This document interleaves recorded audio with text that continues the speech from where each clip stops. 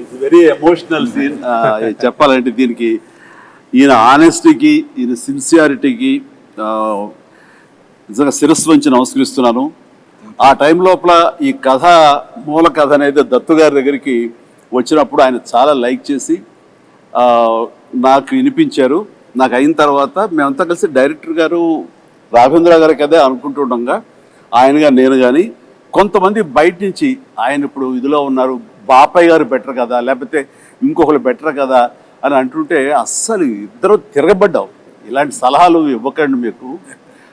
And మాకు అటు ఈయన ఉండాలి, ఇలాంటి కథకి, సోషియో ఫ్యాంటసీకి, అటు మా ఇద్దరిని జస్టిఫై చేయడానికి, ఆ రిచ్నెస్ కనబరచడానికి the one and only director Raghavendra గారు తప్ప ఎవరి వల్ల కాదు.